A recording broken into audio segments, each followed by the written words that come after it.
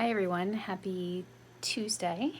I'm actually making this video in response to a question I got from a collector on my last, or a viewer, I'm assuming a collector. Yes, she is a collector, on my last video, and I've gotten this question before, so I thought I would make a video kind of with my experience and opinion on it. And that question was, do I actually have any forever babies in my collection?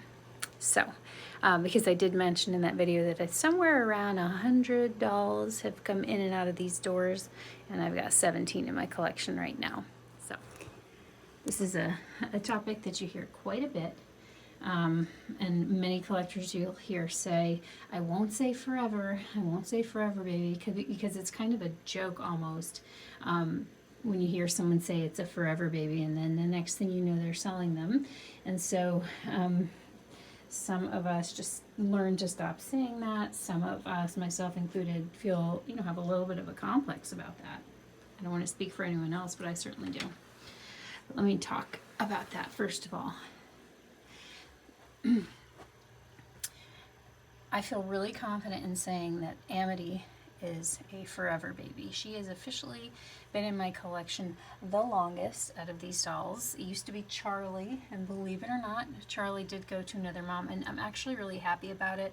I was holding on to her because, I loved her and she had a long legacy with me. Charlie was my Sally sculpt, but I just wasn't appreciating her, and she was really adored by a lot of people, and I needed to make some room, and she's now really loved and appreciated where she is. So Amity came in I want to say 2000, either the tail end of 2020 or the beginning of 2021. She's been with me about 3 years. This is the Tara sculpt by Gudrun Legler. She was reborn by Elena Lilly, who I think Moskovitz or something similar is her full last name that she's now using for her artist page. But fell in love with her the moment I saw the artist pictures. She makes me giggle. She gives me the Velveteen Rabbit real vibes all the time. I've never once considered parting with her, and I can't imagine a reason why, unless it was, dire, liquidate all of my assets or else situation. Let's see. A lot, honestly, right now, I don't plan to sell any of these dolls. But again, kind of as I mentioned, I'm one of those collectors that says, I've said it enough times, but Veda is my Amelia sculpt by Joanna K. I had, it's a long story, but ultimately I found a blank kit and I had her custom made. I actually did sell this doll on. She went and was with my friend Tracy for most of this year. I sold her because I was, I decided I really wanted a good quality silicone in my collection again, and I was holding myself to some sacrifices. And here's so this is Billy, by the way.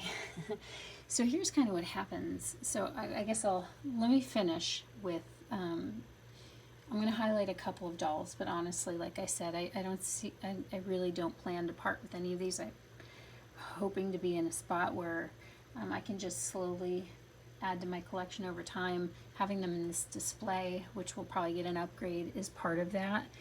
Being able to enjoy them as a collection and then take them out individually to enjoy as dolls. I'm going to highlight a couple. Liesel is my full body silicone, recently arrived. She I consider to be my final gift from my dad. It's part of his passing and what he left to his kids. So I brought her home. She is she has a lot of sentimental value. She's also perfect when it comes to freshly newborn silicone, and I love everything about her and plan to hang on to her. And believe it or not, she is not everybody's cup of tea, but some people's favorites. Ray is this is my dad, by the way. Ray was supposed to be delivered actually on the day that my dad passed away, and I delayed her delivery.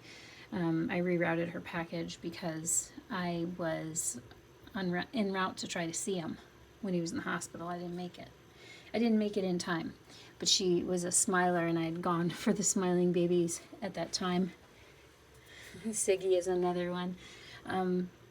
Yeah, because it was just kind of a rough time, and that happiness was the vibe that I was vibing with. And so her name is Ray, spelled differently, but my dad's name is Ray also. So there's a lot of sentimental value attached. Sentimental. So, but okay, so let's get back to, okay, then there's the other layer. There's the other element. There are sculpts that have gotten into my blood, not under my skin, into my blood, that I've had, one or more times and sold and just keep, regretting it, going back to it. Emilio is one of them. Lulu. This is my fourth Lulu, and she's perfect. Perfect. Anastasia. This is my second Anastasia. First one was a custom. Sold her on, and then I was like, what did I do? Found this guy. Laura. I had an unbelievable Laura by Minty Anchor Baby. She was a prototype, and I sold her on. I was buying my house, and I needed to kind of liquidate some of my funds to be able to afford a down payment on my house. But Laura is like, she's it. Okay.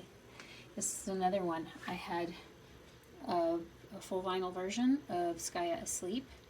Incredible. Sold him on. Tried to get him back, but it was too late. He had already gone on from the collector that bought him from me. Then I had a Cuddle Baby version where it was the Skya Asleep head. He was phenomenal also. The Cuddle Babies just don't tend to stick with me as much as I think that they will. But I just kept looking at them and kept looking for them, and I knew that it was I had made a grave error. Okay, so with her, this is a Lisa sculpt by Lindy Shearer. This sculpt in this style was on my dream list for like 3 or 4 years.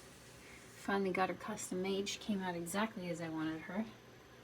That was a long held goal, right? Billy, like I said, I made some selling decisions in order to justify and be able, quite frankly, financially, to bring this baby in. She's another one. She's not everybody's cup of tea, but she's some people's favorites. I love her. She makes me smile. I even thought, should I just sell a bunch of my dolls? I can't. She just does it for me. He's not a reborn, but this guy, I almost got straight from the artist, and I missed him. Then she came back and said, oh, he's available. And I was like, bad timing. He went to a friend. He went on from there, and then I finally got him, right? So there's like a story there. Hello. Amazing. So there's stories for most of these dolls, but what happens is, Billy's a great example. To make a decision, these dolls are expensive. To make a decision to bring one home, you sometimes will make sacrifices. The other element there's 2 other things I wanted to touch on. The other element, one of the other elements is that when you first come in,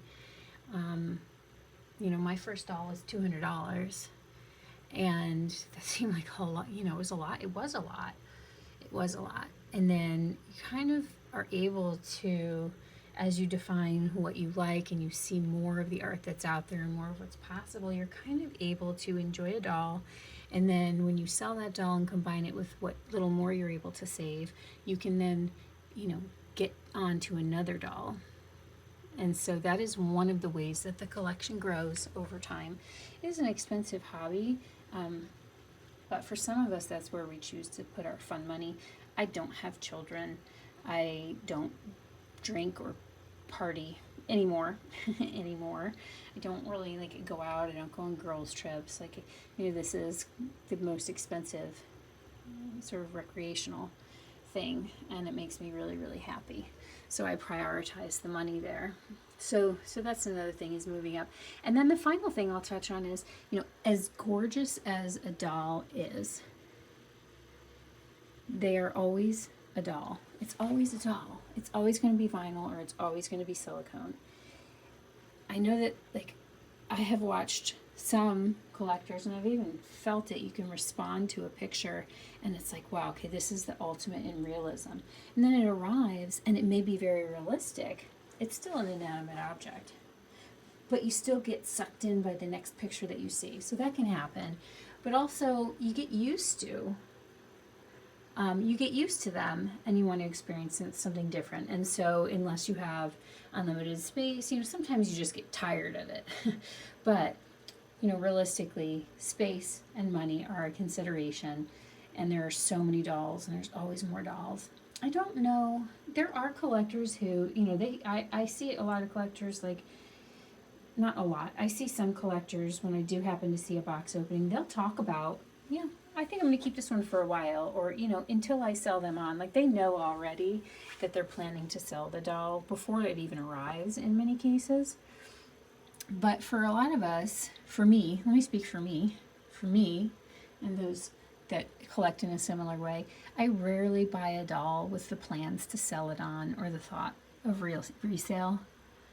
And unless I open it up and I'm like, not my kind of art, that's always a disappointment. I plan to keep the doll, but that style of varnish or the way that the light picks up, it's not what I was expecting. And I'm like, okay, not going to stay long. But for the most part, and definitely from the beginning, I never planned to be someone who sold dolls on. I really, I was just completely attached and enamored with my dolls, especially the early ones when you have one or two. And I couldn't imagine selling them on. There was just such an affection there, especially if you're someone who's loved dolls and stuff since you were young. And then it happened for the number of reasons that I just ran through. And then I went through a phase of really being embarrassed by that, and then I went then I went through a phase of just retitling myself as a doll collector / sampler, Reborn doll collector / sampler, because I was experiencing many different sculpts, many different artists, and I was just kind of recognizing that a collector is not exactly the same as a sampler. And for a while, most of my collection was completely turning over. So it was an acknowledgement, and a lot of collectors have come to that point of never saying forever, like I said at the start of this video, because they know as much as you think that you're going to hang on to a doll forever, it's evolving. I'm going to say it's not that it changes or that you're wrong, it's that it's just an ever evolving thing. And if you really, really want something new, sometimes, you set a limit for yourself, or you have a limit. So that's my forever baby story. But yeah, I absolutely have a lot of babies that I plan to be forever babies. I think I have a really good variety. There are artists that I've had multiple dolls from and that are favorites amongst my favorites. But as you can see, I follow what I like.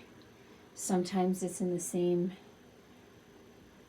area as what some other collectors that I'm close with or that I run in similar circles with in the community collect, and sometimes it's entirely different, right?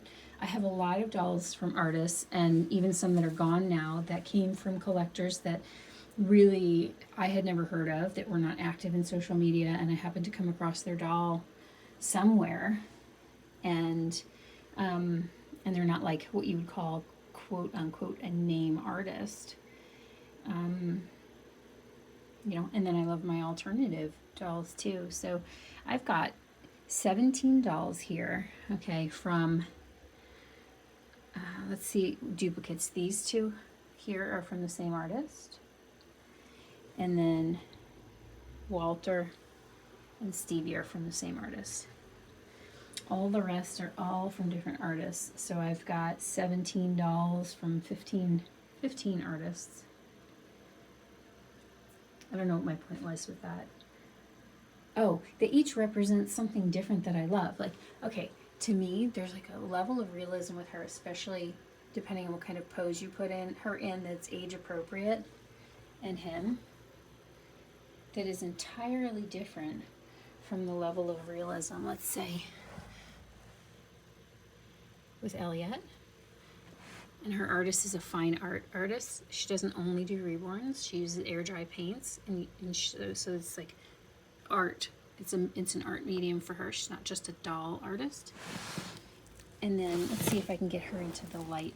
Well, I know we did some close-ups. Then when you look at a doll like Rooster, I wish we would have more focus. Let's see what I can do here, one-handed. That has, we're not really picking it up, extremely fine details with tiny hairs, both painted and rooted, and the little milk bumps, and the texturing. There's like a different type of realism and detailing there. So, but they have realism to me in different styles. So they're representing different styles of art, different approaches and representations of realism. And also you've got open-eyed grumpy, open-eyed confused, open-eyed happy, sleeping peaceful, right? Sleeping peaceful, girl and boy, open mouth, you know, they're all kind of representing different snapshots in time. Look at Billy. So, yeah, that's really it. All right, guys. Thanks for coming back and spending some more time with me. And I'd love to hear your experiences and opinions on the matter, actually. Sending out lots of love. Bye for now.